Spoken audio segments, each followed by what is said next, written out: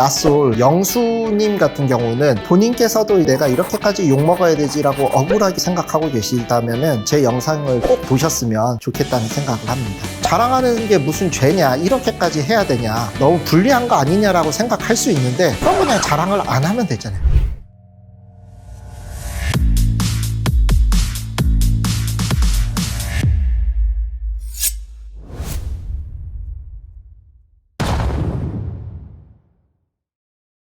안녕하십니까, 치과의 성지연 채널의 성지연 원장입니다. 제가 오늘 얘기를 해보고 싶은 내용은 자랑하면 인생 나락가는 이유. 첫째로는 세상은 다 나를 중심으로 생각하기 마련이죠. 두 번째로는 인간은 사회적 동물이기 때문에 남들에 비해서 어떤 상황이냐라는 것도 중요한 영향을 미친다라고 생각을 합니다. 장점으로 작용하게 되면은 나를 더 발전시켜야 되겠다라고 생각할 수는 있는데 단점으로는 자괴감이 들 수도 있다라고 생각을 해요. 질투와 시기라고 하죠. 본능적인 감정이 아닐까 생각을 합니다. 자랑을 하게 되면은 생기는 효과에 대해서 한번 얘기를 해보겠습니다. 첫 번째로는 사람들은 누군가를 판단하게 되거든요. 보통은 누군가를 처음 봤을 때 이 사람에 대한 평가 기준을 평균치에 맞춰놓죠. 내가 자랑을 하는 순간 잣대가 높아진다라고 생각을 하면 됩니다. 예를 들면은 모르는 사람들끼리 노래방 가기로 했다고 쳤을 때 노래 엄청 잘해요, 노래대회 가서 1등도 했었고, 이런 얘기하면 사람들이 저 사람 노래 잘하나 보다 하면서 기대를 하게 되죠. 반면에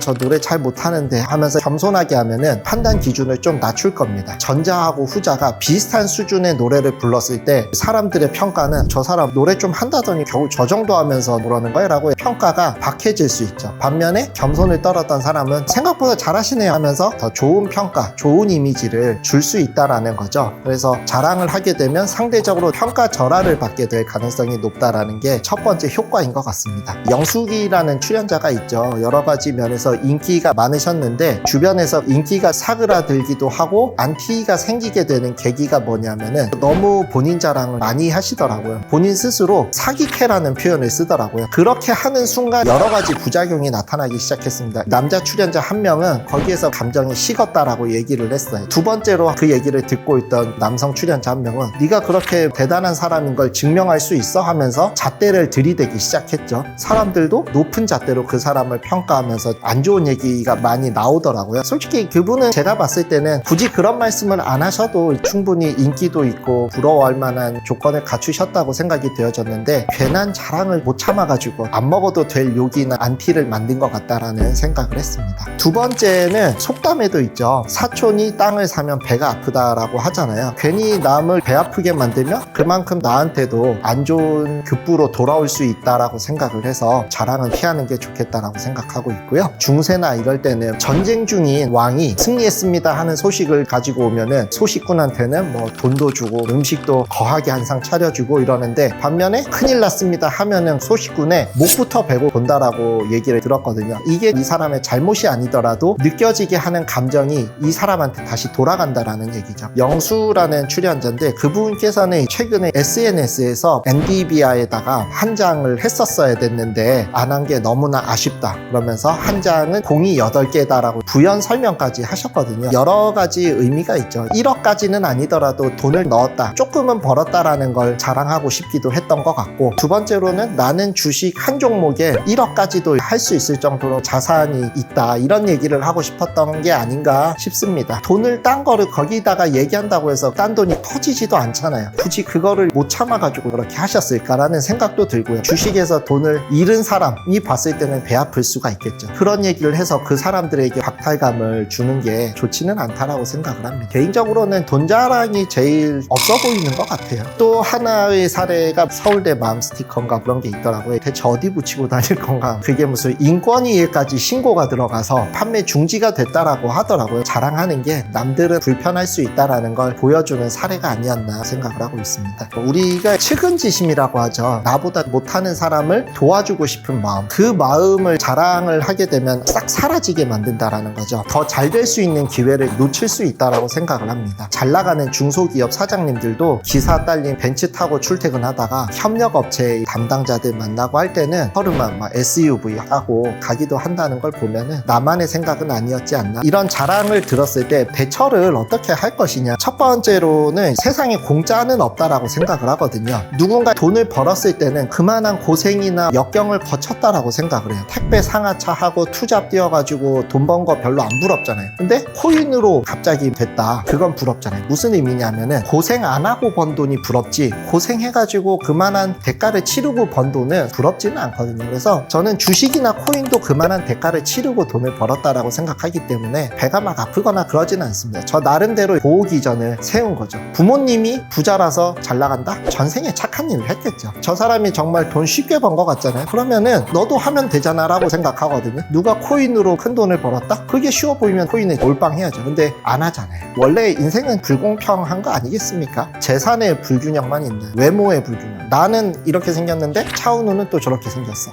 자랑할 수 있는 대상 정해드립니다. 이 세상에는 나보다 나를 더 위해 줄 수 있는 사람이 있습니다. 부모님이죠. 부모님은 자기가 잘 되는 것보다 자식이 잘 되기를 바란다고 하잖아요. 단점은 경제적인 이런 거 너무 자랑하면은 아직까지 돌아가는 것 같은데 에어컨이 시원찮다 이런 얘기가 올 수가 있어요. 그렇기 때문에 저도 부모님한테는 그런 얘기 안 합니다. 명절 때 가서도 치과가 어렵다, 나날이 힘들어지는 것 같다 이렇게 얘기하지. 두 번째로는 만약에 자랑을 한다라고 하면은 나보다 객관적인 여건 면에서 나아 보이는 사람한테 해야 되는 것 같아요. 아까 그 영수도 주식으로 1억씩 한 종목에 굴린다, 이거를 주식 몇백억씩 굴리는 사람한테 했으면 그러게 뭐 하면서 얘기를 끝낼 수 있지만 누구나 볼 수 있는 데다가 그런 자랑하니까 욕먹는 거라고 저는 생각하거든요. 나보다 성공하고 나의 이 과정을 이미 거친 분들은 저게 그냥 얻어지는 게 아니다라는 거를 충분히 알고 계신 분들이에요. 그래서 나보다는 객관적으로 나은 사람한테 자랑을 해야 진심으로 축하도 받을 수 있고 괜한 반감을 줄일 수 있지 않을까. 진심으로 나를 위해주는 친구한테는 자랑을 해도 될까? 제가 생각했을 때는 그것도 안 하는 게 맞아요. 친구가 아무리 나를 위해준다 한들 제일 소중한 건 나잖아요. 비교하는 마음이 안 들 수가 없거든요. 자랑을 하게 되면은요, 어떻게 해야 될까? 방법론에 대해서 한번 얘기를 해볼게요.